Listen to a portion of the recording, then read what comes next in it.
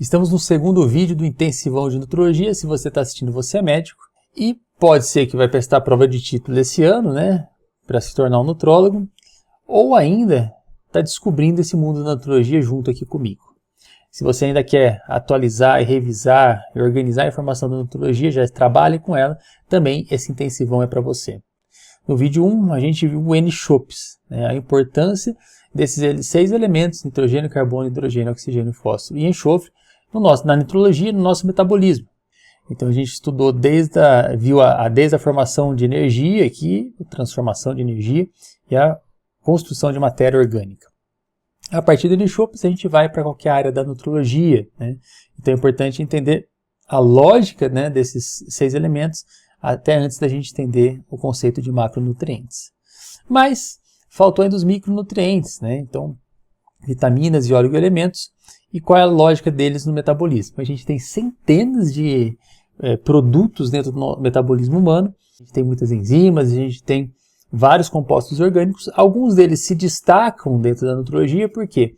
Porque a gente tem que consumir eles, né? Porque ou não produzimos numa dosagem eficiente no nosso organismo. Tá? Então aí entram os micronutrientes para o ser humano.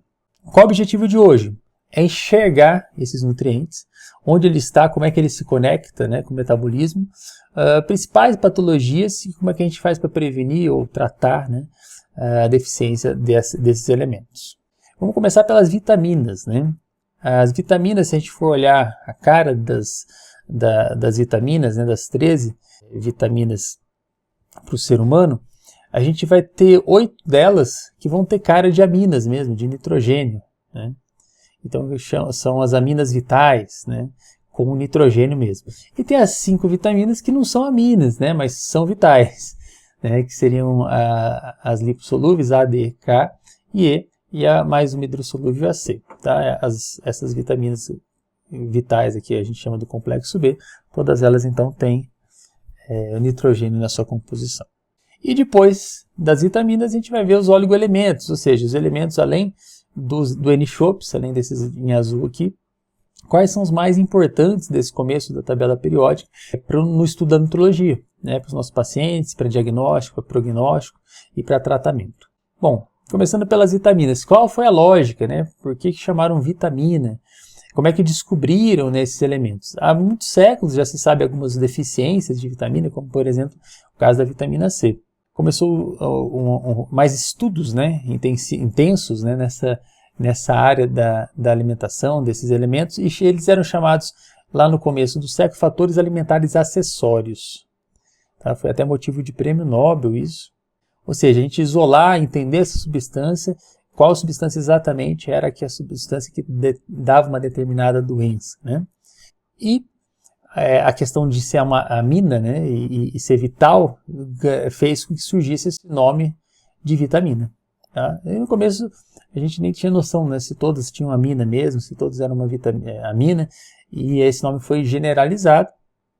E depois surgiu uma ideia, né, de nomear nas letras maiúsculas A, B, C, D a esses compostos, né, essenciais.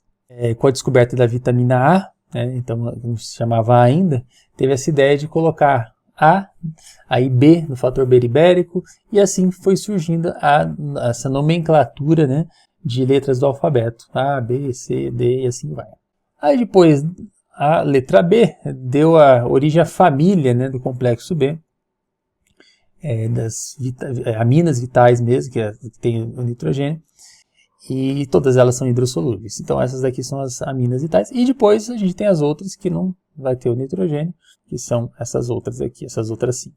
Bom, começando pela que tem, né, o nitrogênio, a gente pode falar que, se a gente for pegar o N-CHOPS, o que a gente chama de vitaminas do complexo B, essas 8 vitaminas, elas vão agir ou naquela questão da transformação da energia, né? Então tirando aqui, ajudando a carbono, hidrogênio e oxigênio, ajudando a separar as ligações, né, para transformar em energias de fósforo, ou elas podem entrar também na construção de matéria orgânica, né, no fornecimento ou na intermediação de pedaços, né, por exemplo, do metil, do acetil, para a construção de matéria orgânica. Então vamos dar uma olhada nessas 8 vitaminas. Se a gente bater o olho aqui, ó, nessas 8 compostos orgânicos, quem é quem, né? Então vamos começar por esse daqui, ó. Esse daqui, quando a gente olha para ele, ele parece 2 pipas, né? E para empinar 2 pipas, a gente tem que ter 2 pessoas, aqui o tio e a menina. Então essa daqui é a tiamina. A tiamina, ou antiberiberi, né? Ou vitamina F, a neurina, ela foi descoberta, né, há muito tempo atrás, onde se tinha ausência, né, a ingestão só do arroz polido e uma dieta muito seletiva, fazia com que tirasse ela da alimentação, e aí a gente tinha os problemas, né, de tirar ela da alimentação. Aqui, ó, a forma ativa, uma das formas ativas, né, a mais presente no nosso organismo, é a tiamina pirufosfato. Onde a tiamina age? Né? Aqui ela vai agir na descarboxilação do piruvato. Então ela vai agir numa transformação energética para essa acetilcoenzima entrar lá no ciclo de Krebs. Então a tiamina ela vai entrar na produção de energia logo aqui, ó, no gargalo, na entrada do ciclo de Krebs, fazendo com que o ácido pirúvico perca aqui um carbono e aí possa, como acetilcoenzima, entrar no ciclo de Krebs, né, juntar aqui com 4 carbonos, mais 2, formar 6, o ácido cítrico. Então, a lógica é a gente conseguir enxergar onde é que está, né, para a gente conseguir saber, né, qual é a função e o local onde está agindo aquela vitamina. Tá? Então, enxergar e ver como é que se conecta. Então, dentro do metabolismo energético nosso, a gente vai ter a tiamina agindo como cofator de algumas enzimas. Enzimas que vão fazer o quê? Né? Vamos fazer, por exemplo, essa retirada, descarboxilação do piruvato. Então a tiamina vai ajudar nisso. A tiamina o que é então? Uma ferramenta, tá? Como se fosse uma chave de fenda, um alicate, usado por uma proteína maior, né? Então, por exemplo, piruvato desidrogenase, alfa-cetoglutarato desidrogenase, são enzimas onde a tiamina, né, que é uma molécula menor do que essa enzima, vai trabalhar junto como se fosse a ferramenta. Então, como se fosse lá um marceneiro, né, tivesse uma ferramenta na mão dele. Então, a tiamina é uma ferramenta na mão de uma enzima. Tá? Então, aqui no piruvato desidrogenase e alfa-cetoglutarato desidrogenase são 2 exemplos de enzimas que a tiamina é cofator. Tá? Então, se faltar a tiamina, a gente já sabe onde ela age, então vai ter um déficit na produção de energia. Então, qual é a lógica? Então, qual é a patologia? Qual a prevenção? Como é que a gente faz para entender isso? Então, o beriberi úmido, o coração está sofrendo, né? Insuficiência cardíaca, o edema, né, de membros inferiores. Por quê? Porque o coração é um órgão que vai precisar bastante de energia. Então, se eu não estou conseguindo usar, né, o açúcar, colocar ele no ciclo de Krebs, o coração vai sofrer. E quem vai sofrer também? O cérebro, né? Em algumas regiões específicas, o sistema nervoso central vai sofrer também. E a gente chama de beriberi seco, né? Quando o sistema nervoso central ele é atingido. Wernicke estudou isso, né, em algumas intoxicações relacionadas à deficiência de tiamina, e também Korsakoff estudou a demência, déficit de memória causado também pela deficiência de tiamina. Então a gente tem uma síndrome de Wernicke-Korsakoff, quando combina as duas coisas, né, a cefalopatia de Wernicke com a síndrome de Korsakoff, deficiência de tiamina. Então, aliás, quando é que eu preciso de tiamina, né? De diário, né, de recomendado diário para uma pessoa normal, 1,2 miligramas, né? E quem tem deficiência de tiamina, né? Quem tem deficiência em absorção, por exemplo, da tiamina. Então, após uma cirurgia bariátrica, é um dos compostos que está sujeito aí a deficiência, né? Tem que ficar atento. Na síndrome de realimentação, também, né? Então, quando a gente vai colocar lá, principalmente carboidrato, né? Então, a tiamina, junto com o fósforo, o potássio, eles são coisas que vão ser muito requisitadas para dentro da célula. E assim, de realimentação, eles são sugados, né, do meio externo e jogados para dentro da célula, dando vários distúrbios hidroeletrolíticos.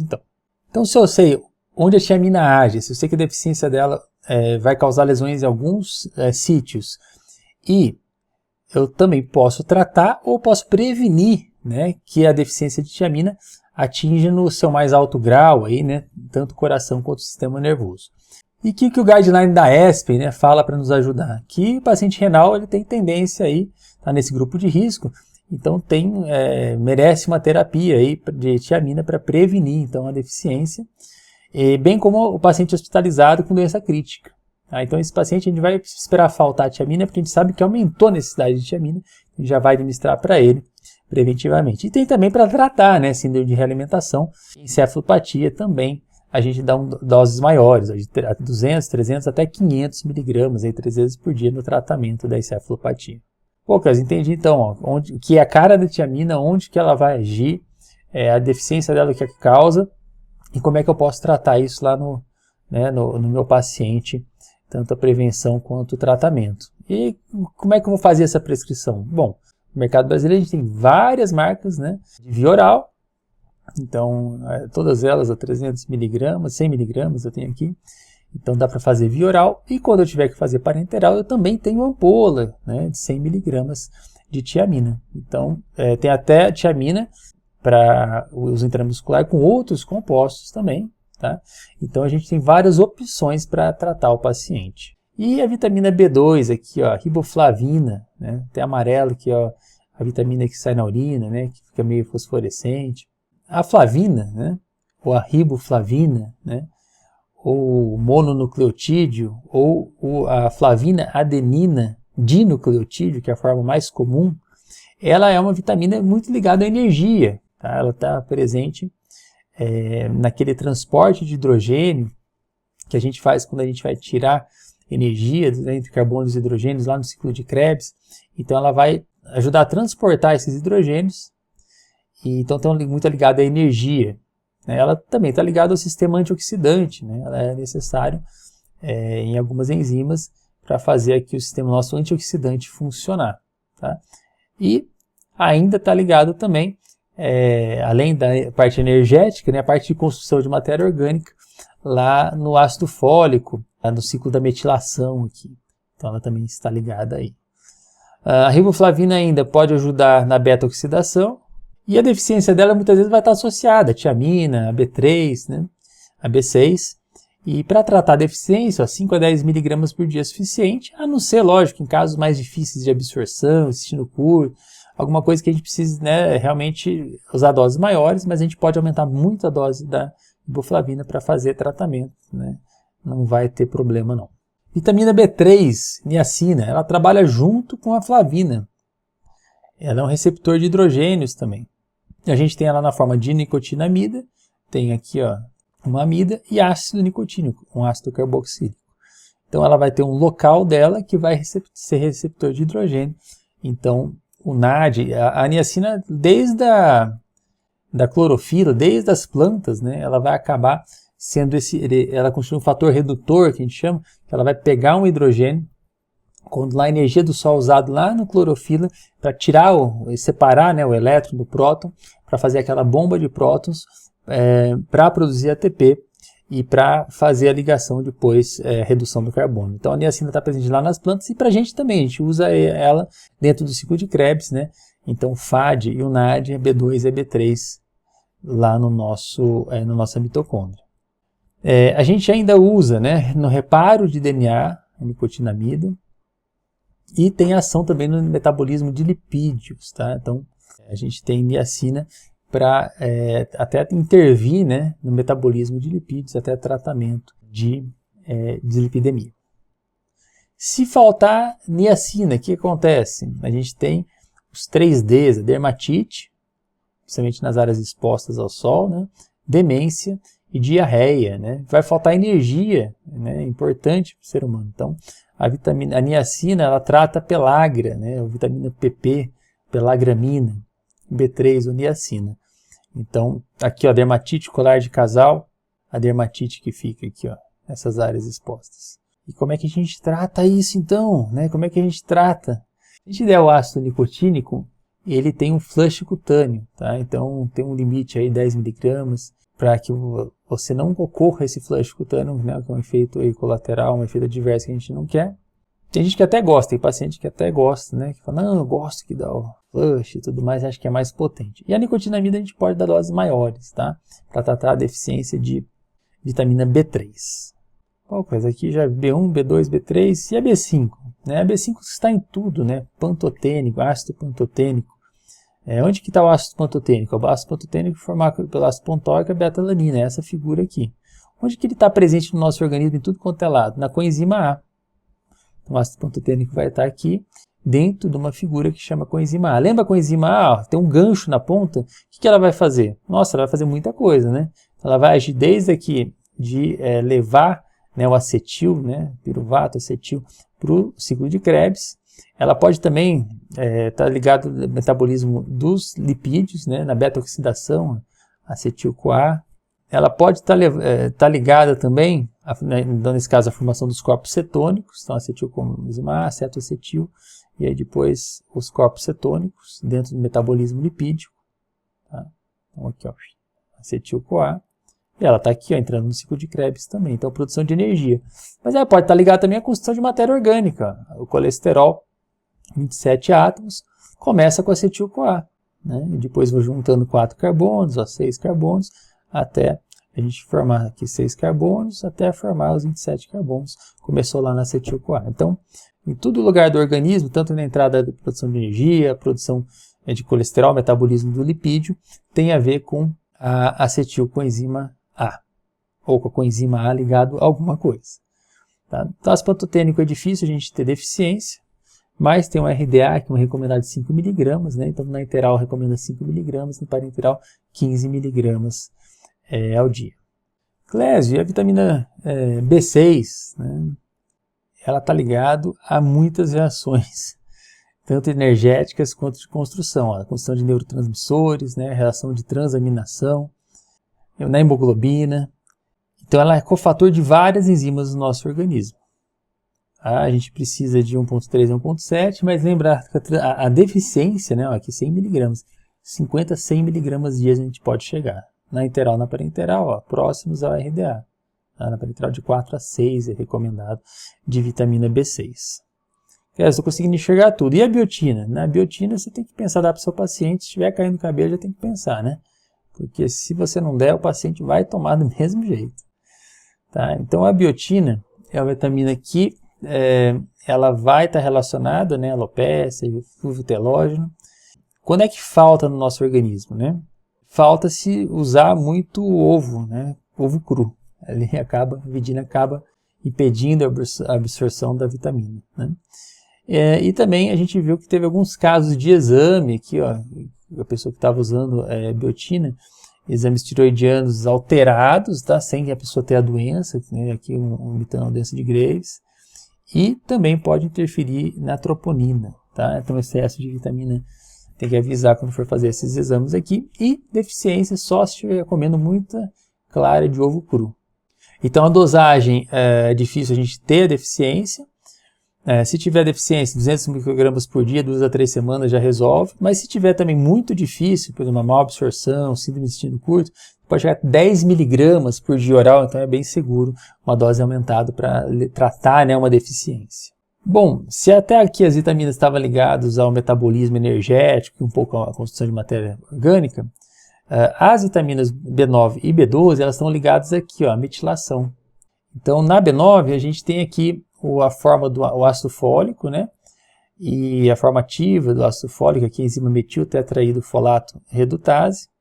E a gente tem a liberação do metil, tá? Então junto com a vitamina B12, né, a gente tem aqui o ácido fólico, e a gente tem a liberação do metil para a construção de matéria orgânica, tá? Então aí a metionina se transforma lá em homocisteína, depois ganha o metil de novo, e vai fornecendo o metil para a construção de matéria orgânica. Tá? Algumas situações a gente tem deficiência de ácido fólico, então abuso de álcool, a doença celíaca e na gravidez. Né? Na gravidez a gente lembra que tem que dar ácido fólico para formar, principalmente nas primeiras semanas, tanto antes da gravidez quanto no primeiro trimestre da gravidez. É importante para a gente ter a formação do tubo neural corretamente, né? E conseguir construir matéria orgânica, então por isso é importante a metilação. E lembrando do metilfolato, né, para aquelas, principalmente as mulheres que querem engravidar, que tem algum polimorfismo, alguma alteração na metiltetraído folato redutase, que é a enzima que converte, né, em ácido fólico ativo. Então hoje existe no mercado brasileiro o metilfolato. E a B12, então, vai trabalhar, tem o cobalto, quando a gente fala de oleoelementos, o cobalto está na B12, não precisa dar cobalto separado para o paciente. E a cobalamina vai agir junto com a B9. tá? Então a B12 vai agir contra o B9 nesse ciclo do metil. Tá? Aqui, ó, essa é a adenosilmetionina. Então uma metionina, né, uma adenosina, e aí o metil ele é liberado, e depois ele é reconstituído aqui, a homocisteína vira de novo metionina, depois se junta aqui de novo, né? Essa adenosilmetionina libera esse metil para construir as coisas e vai continuar assim, tá? Então o ciclo do metil, tanto a B9 quanto a D12. A B12 também age lá no ciclo do ácido cítrico, né? Então transformando numa das transformações aqui energéticas, então ela tem um pezinho lá também, mas o mais importante que a gente conhece é na metilação. A B12, mesmo nos pós-bariátricos, né, a gente perde o fator intrínseco que a gente precisa para absorver, ainda demora meses para você zerar, né, o estoque, né, de B12, então, mas vai acontecer, tá? E aí no tratamento, né, pela má absorção ou uma deficiência, a gente chega até 2.000 microgramas por dia, tá, para o tratamento, né? Então é bem maior do que a RDA. Clés, entendi então ácido do complexo B, né? Então as vitaminas do complexo B eu consigo identificar, se eu ver a fórmula, consigo entender a lógica, né, onde ela funciona dentro do metabolismo, aí consigo entender um pouco aí do recomendado diário e das doses para parenteral e enteral. E essas outras aqui? Bom, essas daqui, a vitamina A, ela foi a que deu origem à série, né, das vitaminas por letrinhas aqui, né? Então a vitamina A ela é importante para a visão, então lembrar que o estímulo, né, luminoso, que vai fazer com que mude, né, a forma cis para o trans, né, da vitamina A, e isso vai fazer com que lá na membrana da célula abra um canal, ou seja, a despolarização, né, do neurônio vai acontecer por esse estímulo da vitamina A lá na superfície da célula. Então ela é importante, fundamental, primeira coisa para a visão. Então o paciente perde a visão, então você tem cegueira noturna, né, como uma das coisas no começo, e perde e altera o formato também do olho, né, a estrutura do olho fica prejudicada, não só a capacidade de ler a informação, né, ter a informação visual, mas também a estrutura do olho fica prejudicada, então manchas de Bitot, xeroftalmia até cegueira, tá? Então a vitamina A é importante a gente estar pensando em repor, ou pensando nisso, né, principalmente na saúde ocular. E a vitamina D? A vitamina D ela veio daquele esteroide, daquele colesterol, da construção do colesterol. Ela é produzida no nosso organismo, tá? Se a gente tiver sol suficiente, se tiver, lógico, a saúde da pele, a saúde do rim, a saúde do fígado, para que a gente produza a vitamina D ativa. Tá? Então, se o sol tomado, né, uma quantidade certa, o paciente que tem a pele, o rim e o fígado saudável, a gente tem a produção interna de vitamina D. Tá? Caso, né, hoje no mundo moderno não se tome sol, pronto, já não tem a produção saudável de vitamina D. A gente espera que uma dieta enteral forneça pelo menos 1.000 unidades de vitamina D por dia e pelo menos 200 numa dieta parenteral por dia. Caso você tenha um paciente que esteja com acesso ao sol, esteja tomando sol suficiente, tá? A gente vai dosar os níveis de vitamina D e 25-hidroxi desse paciente e pode ser que ele tenha aí desejável acima de 30, acima de 50, a dosagem boa de vitamina D.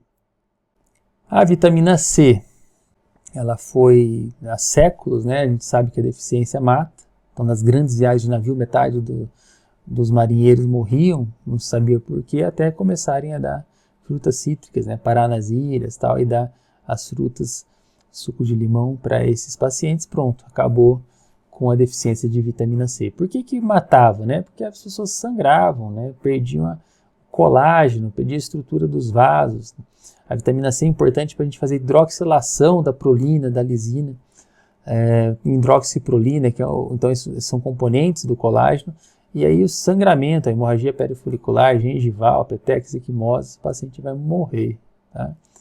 Então, lembrar que alguns aminoácidos, a gente tem aí a hidroxilação da prolina, que é um componente fundamental aí para a formação do colágeno, saúde vascular, então.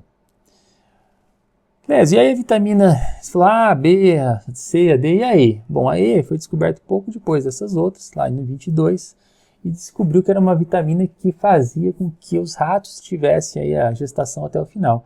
Então, de toco, nascimento, ferem permitir, o óleo de álcool, tocoferol, ficou o nome, né, da vitamina E, que era a sequência, né, que tinha a vitamina E.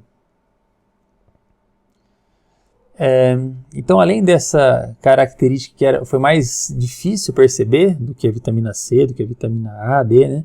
Então, a vitamina E, ela não tinha uma deficiência clara, né? Mas viu, né, lógico que era um composto fundamental para a gente, então entrou nas vitaminas, e também depois viu que ele tinha um componente no estresse oxidativo importante. Tá? Só que a vitamina E trabalha junto com a vitamina C, na questão de eliminar os radicais livres, as espécies ativas de oxigênio, mas cuidado para não dar muita vitamina E também. Uma época aí ficou com moda no cardiologista, né, no século passado, hein? Muita vitamina E, que era importante para a saúde e tudo mais, só que a vitamina E em excesso também tem um efeito pró-oxidante dos oxidantes, né, dos antioxidantes. Então a gente tem que tomar cuidado também com a dosagem da vitamina E e saber que ela vai trabalhar junto com a vitamina C para eliminar os radicais livres. E aí surgiu dentro das letrinhas a vitamina K. A vitamina K foi também motivo de prêmio Nobel, um pessoal que fez as galinhas sangrar até morrer, né, por deficiência de vitamina K. K de coagulação, em alemão, se eu não me engano. O que significa aí? Qual é a lógica da vitamina K? A gente tem aqui o glutamato, o ácido glutâmico, a gente pode colocar outra carboxila aqui, né? Outra função de ácido carboxílico.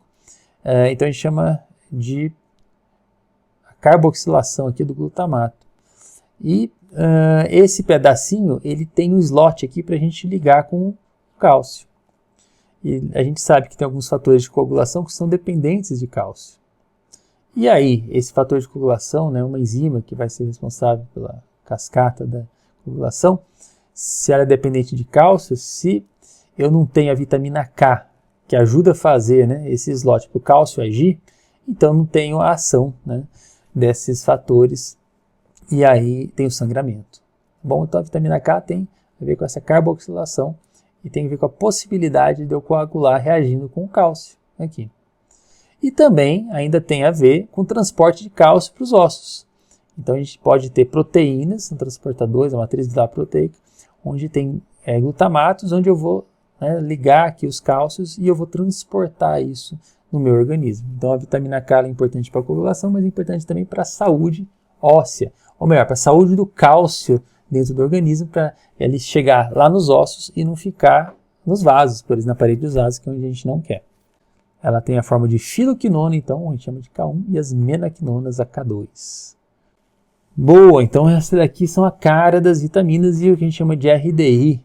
Tá? Então a gente viu 13 vitaminas, são os elementos então chamados de micronutrientes, juntamente com os oligoelementos. Os oligoelementos, então, são elementos químicos, além do N-Chops, que são os primeiros que a gente vai pensar, né, após dos 6 do N-Chops. Como é que funciona então os oligoelementos? Eu também tenho que olhar o lugar que ele fica. Então, por exemplo, aqui o ferro tem que enxergar no organismo onde o ferro está. A gente sabe que o ferro tem a função relacionada ao transporte de oxigênio nas hemácias, no músculo, mas tem a ver também com o sistema de defesa do nosso organismo, tem a ver também com o sistema nervoso. Tá? Então a gente tem que imaginar, né, tem que ver onde é que fica o ferro. Quando eu estou transportando oxigênio na hemoglobina, eu sei que o ferro está ligado a uma proteína, né? E ele está ligado, aqui tem uma histidina, o ferro está ligado a uma histidina, a histidina gosta muito de ligar ao oligoelemento, né? E aí esse ferro vai fazer a ligação com o oxigênio. Então, tem um lugar para o ferro estar, né? No caso aqui no transporte de oxigênio, aqui o ferro, lá no M da hemoglobina, e tem também na mioglobina, né? Então eu também tenho na mioglobina, dentro do músculo, eu tenho o transporte de oxigênio para uma outra proteína menor, né, do que a hemoglobina, que é a mioglobina. Então você vai fazer um churrasco, corta ali a carne, sai, né, fala, tá saindo sangue, às vezes pode ser a mioglobina, não a hemoglobina que você está vendo ali. E aí o ferro, para ele chegar, por exemplo, na mioglobina, na hemoglobina, ele tem um caminho do organismo, que vai desde a absorção, que pode absorver no formato de um ferro M, ou, né, no formato de ferro inorgânico, né? Então o férrico, o ferroso, ele tem uma transformação para entrar lá no enterócito, para andar no organismo. A efastina é uma proteína que vai fazer isso. A epsidina é outra proteína que vai fazer o controle, né, de liberação do estoque que a gente tem de ferro no nosso organismo. A gente pode estar transportando na transferrina e armazenando na ferritina. Então eu tenho que enxergar tudo isso para saber. E aí onde o ferro vai estar, ele pode agir aqui até na formação de neurotransmissores. Eu posso enxergar ele na ferritina, eu posso enxergar ele na transferrina. Tá? Como é que eu faço para ver se eu tenho ferro, né? Às vezes o estoque na ferritina pode ser uma medida para o paciente. E se eu pudesse ver lá na medula, né? Nessa coloração aqui, na medula óssea, o tanto de ferro que eu tenho, seria uma medida direta lá, né? Eu estaria vendo um padrão ouro, mas isso aqui é para pesquisa, né? No paciente eu vou acabar vendo na ferritina. E se eu tenho uma reserva de ferritina, se ela está boa, e se a saturação dessa ferritina, né? Da transferrina, do transporte de ferro, está sendo claro, né, que eu tenho ferro mesmo dentro do meu organismo. Clésio, entendi o ferro onde fica, entendi, tem um caminho, entendi que tem vários compostos ligados a ele. Ótimo, esse é o objetivo hoje da gente entender. Só que a gente tem também o cobre, né? O cobre ele pode fazer com que eu não tenha ferro, né? Porque o cobre ele tem a ligação direta com algumas enzimas que são responsáveis pelo transporte do ferro. Né? Então, a efastina, por exemplo, a ceruloplasmina, depende do cobre para fazer a função. E aí eu posso ter uma deficiência de ferro por deficiência de cobre. Né? E a deficiência de cobre, às vezes, pode ser por excesso de zinco. Então, todos os oligoelementos estão ligados. Tá? Então, a gente tem que pensar neles em conjunto. Ainda falando do cobre e do zinco, eles estão ligados ao metabolismo do ferro, mas eles também estão ligados no nosso sistema antioxidante. Quando a gente fala de superóxido desmutase, né, a gente fala do sistema, né, quanto espécie ativa de oxigênio, quanto radical livre, eu tenho lá no citoplasma uma proteína, né, que vai trabalhar para neutralizar o superóxido. Então, a superóxido desmutase com cobre e zinco vai trabalhar lá no meu citoplasma. Então, você imaginar que esses dois oligoelementos estão lá dentro dessa proteína no meu citoplasma, do mesmo jeito que o manganês está lá dentro da superóxido desmutase mitocondrial. Então, esses três elementos eu encontro no sistema antioxidante. O manganês aqui, no caso da mitocôndria, vai agir a superóxido desmutase. E olha só que interessante, de novo, ligado a histidinas. É um dos aminoácidos que gosta muito de se ligar a esses oligoelementos. Ainda no sistema antioxidante, eu já ouvi falar do selênio. Né? Eu tenho que dar selênio para o meu paciente? Sim, você tem que dar selênio para o seu paciente. Ele vai participar do sistema antioxidante. Na castanha do Pará, castanha do Brasil, a gente tem bastante.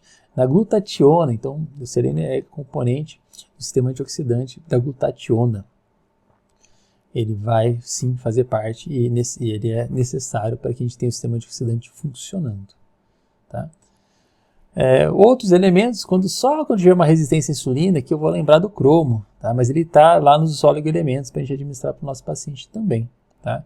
Então o cromo está ligado à resistência à insulina, eu tenho que lembrar dele então, quando tiver resistência à insulina, ou melhor, né? Eu administrando para o paciente, eu não vou ter que lembrar. Ainda a gente tem o iodo, né? O iodo a gente sabe que tem a ver com a saúde da tireoide, porque o hormônio tireoidiano ativo contém iodo. Lá na tireoglobulina eu vou fazer ainda nas tirosinas, né, nos aminoácidos aqui, eu vou iodizar, né, e depois eu tenho também as deiodinases para transformar em T4 e em T3 ativo lá no nosso organismo. Mas iodo é necessário, então a gente precisa ter iodo, né, lembra do bócio endêmico, a gente adicionou iodo no sal para poder combater isso, e tem iodo ainda que vem das algas, né, então ainda tem o iodo que a gente pode prescrever da alga, ou a solução de Lugol. Lembrar que a solução de Lugol, uma gota tem 2,5 miligramas, né? Então é maior do que o limite que a gente chama de tolerável. Cuidado então com a solução de Lugol, vai pegar uma de 5%, pingar 5 gotas e tomar por dia, você vai ficar com excesso de iodo. Se a falta de iodo faz mal, né, para os hormônios tireoidianos, o excesso de iodo também está ligado em pesquisa, em trabalhos com hipertireoidismo. Então, nem tanto e nem tão pouco. Entendi a lógica do ferro, do cobre, do zinco, do manganês, do cromo, aqui do iodo, molibdênio vai estar ligado ao ácido úrico e selênio ao sistema antioxidante. Caramba! Então eu entendi a lógica das vitaminas, consegui enxergar o local para cada um delas, esse é o objetivo agora. não é tratar todas as patologias, mas entender a lógica e onde eles ficam. E aqui também dos oligoelementos eu consigo entender a lógica disso. Mas de onde veio esses números, né? Onde que as recomendações que a gente chama diário, de onde que vieram, né? De onde que veio os números que a gente tem lá nos rótulos de produtos, né, lá do supermercado?